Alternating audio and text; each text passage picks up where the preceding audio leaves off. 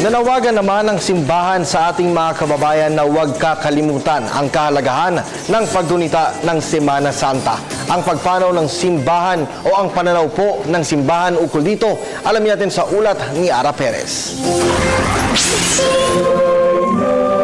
Sa isang bansang kinakatawan ng halos mga Kristiyano, malaking pagdiriwang ang Semana Santa o panahon ng pag-aayuno.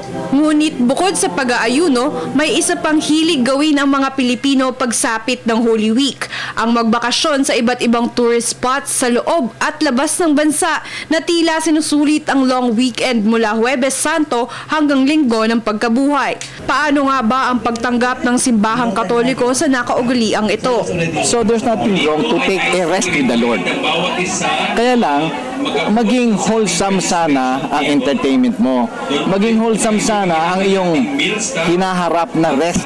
Ayon kay Father Lucas, ang Semana Santa ay talagang nakasentro naman sa pag-aayuno, saan man tayo magpunta. When you repent, you tell yourself, I'm so sorry for doing this. I'm aware that it's bad. Because if you are never aware that you did something wrong, you will never repent.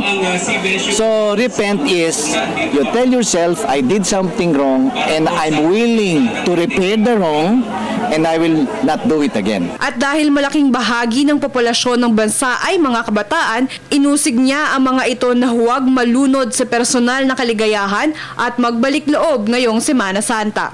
The main moral compass is, what gratifies me is the law.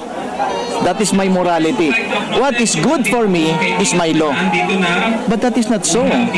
Because we will have an anarchy of morality. And at the end of the day, you are not happy. You are not fulfilled. It leaves a bitter taste in your mouth. And at the end of your day, you feel that everything is in chaos. You have to go back to your God. Para sa Telebisyon ng Bayan, Ara Perez.